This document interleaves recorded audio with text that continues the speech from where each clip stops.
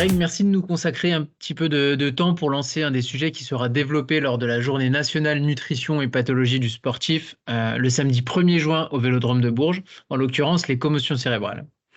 On parle beaucoup de commotion cérébrale dans les sports à risque et notamment dans le rugby.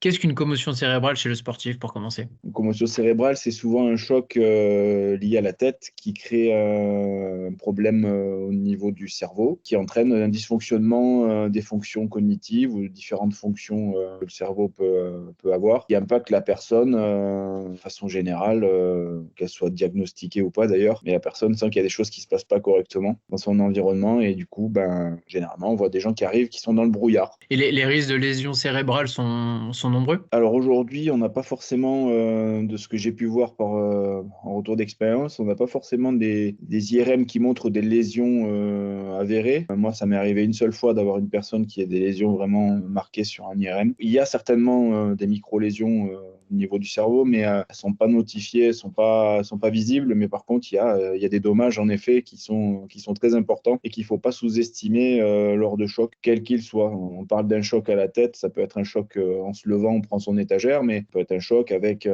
pas forcément directement à la tête, avec un déplacement de la tête et le cerveau bouge dans la boîte crânienne et ça crée des lésions.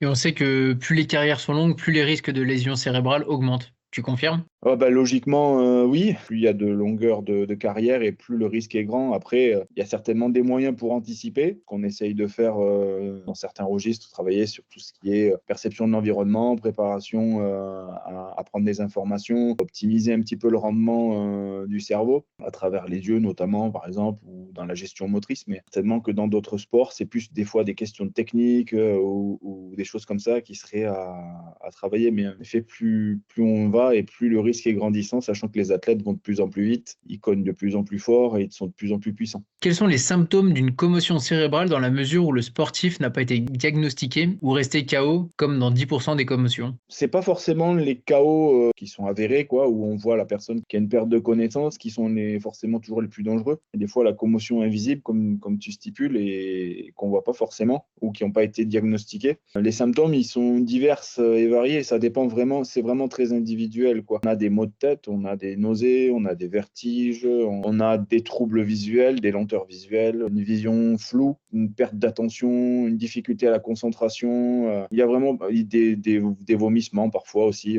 post-commotion. Ça m'est arrivé d'en voir quelques heures après la commotion, donc la personne était dans le brouillard. Donc il y a vraiment, vraiment beaucoup de choses. Il y a des problèmes à la sensibilité à la lumière aussi, au bruit, qui peuvent apparaître aussi dans les jours suivants. Donc c'est assez vaste. Le rugby est vraiment un des sports les plus exposés aux commotions cérébrales.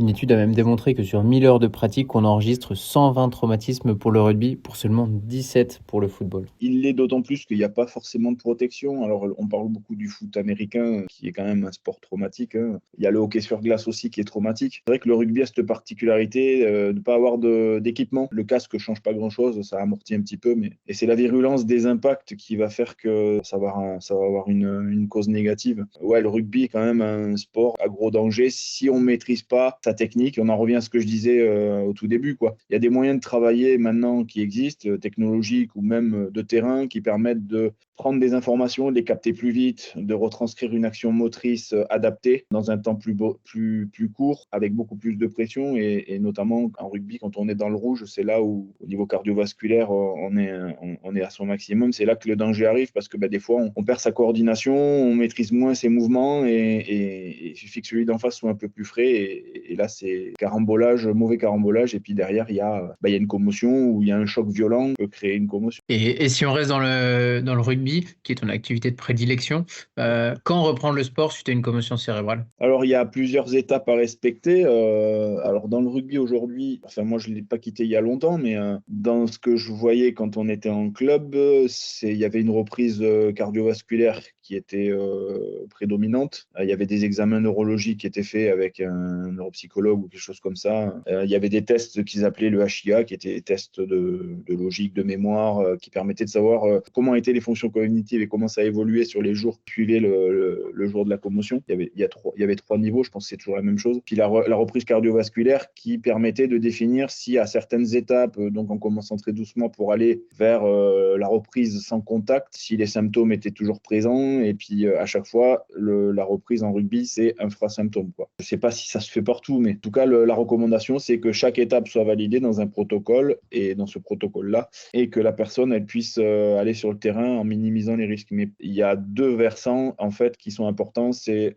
faire travailler son système cognitif et visuel en associant le système cardiovasculaire. C'est-à-dire qu'il faut que les deux soient parfaitement rétablis, que les symptomatiques n'existent plus. Et donc souvent on fait reprendre les personnes, ça c'est mon avis, mais on fait souvent reprendre les personnes après une semaine sur des gros chocs où des choses ont été identifiées, et puis comme il a passé les tests, il y a potentiellement une reprise possible, mais je ne suis pas certain qu'il soit tout à fait à 100% parce que le système cognitif et visuel n'a pas forcément été stimulé. Et puisque le gars, en plus, il a passé une semaine hors entraînement avec tout le monde ou 10 jours, c'est arrivé qu'au bout d'une semaine, la personne reprenne. Et je n'étais pas certain quand même que malgré les signaux positifs, il soit vraiment prêt à reprendre. Donc pour moi, il faut valider plusieurs principes, dont la reprise cardiovasculaire et restimuler le système cognitif et visuel à travers le cerveau. Des sources médicales qu'on avait aussi, on aurait la notion de 10 jours à 4 semaines dès lors que le joueur est exempt de symptômes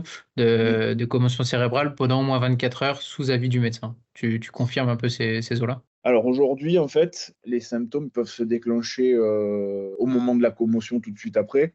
Et des fois, ils peuvent être vraiment très retardés. Ça dépend aussi de la cascade métabolique que le cerveau a à gérer. Donc, au niveau hormonal, il y a des choses qui doivent se passer, qui ne sont pas forcément toujours faciles à gérer.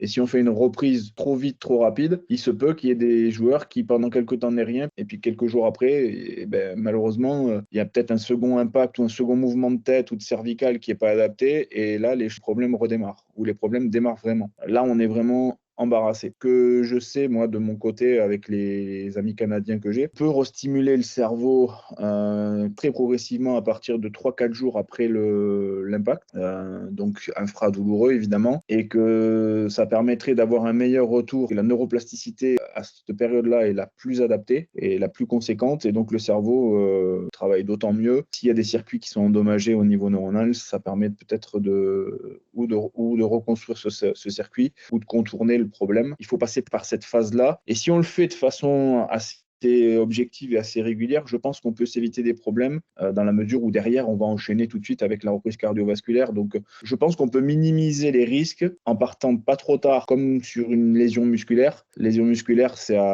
généralement le jour d'après, tu recommences à stimuler tes fibres musculaires. Donc, le cerveau, il y en a des cellules aussi. Pourquoi pas se pencher sur cette optique-là? Et ça me paraît assez cohérent de démarrer infradouloureux et infraproblème assez tôt, pouvoir rapidement avoir des retours positifs ou négatifs en fonction de l'état de la personne. Et pour finir, existe-t-il des protocoles précis quand on sait qu'il est conseillé de 10 jours à 4 semaines de repos, de bien s'hydrater et de manger sainement? Pour toi, la nutrition est un vecteur fiabilisant d'un solide retour au terrain ou... Il y a des choses qui se passent, comme on disait tout à l'heure, il y a une cascade métabolique qui est mise en marche. Le cerveau doit traiter énormément de problématiques lors de l'impact, doit réguler un certain nombre de fonctions, un certain nombre de choses, et malheureusement, il n'a pas l'énergie et le carburant pour ça. En tout cas, ça lui prend beaucoup plus d'énergie, ça lui coûte beaucoup de faire ça. Parce que si on n'a pas une nutrition adaptée, une hydratation adaptée à la problématique, alors on ne sait pas forcément exactement quelle est la nutrition, mais que chacun est différent, et chaque commotion est différente, mais il y a quand même des similitudes dans plusieurs points, et je pense qu'en effet, d'avoir une nutrition, une micronutrition dans ces cas-là adaptée, permet à mon avis d'éviter une dérive derrière. Je vois trop de gens là où je travaille aujourd'hui qui arrivent et qui font pas attention à ce qu'ils mangent, qui s'hydratent pas, qui recommencent à retravailler alors qu'ils sont pas prêts pour ça. Souvent, c'est des gens qui sont accidentés de la route ou des choses comme ça, mais chez les sportifs aussi. Non, mais ça va, tout va bien. J'ai un peu de maux de tête, mais ça va passer. Je prends un Doliprane et voilà. Alors que c'est pas forcément le cas. Et puis, tu as fait attention, tu as bien mangé. Oh, ouais, j'ai mangé mon burger, j'ai mangé mes frites. J'exagère un petit peu, mais il y en a, c'est comme ça. Donc, ouais, je suis assez d'accord sur le fait qu'il faille vraiment se pencher j'irais plutôt sur la micronutrition, parce qu'il y a vraiment des choses sur lesquelles il va y avoir une petite déplétion, et je pense qu'il faut complémenter. Ouais. Eh bien, Greg, merci. C'est justement le sujet qui sera développé le samedi 1er juin prochain par le médecin du rugby, Romain Loursac, et le diététicien du même club, Julien Reberol, sur la journée nationale nutrition et pathologie du sportif, le samedi 1er juin au Vélodrome de Bourges. De nombreux kinés, médecins, chirurgiens, pharmaciens sont attendus pour cette journée.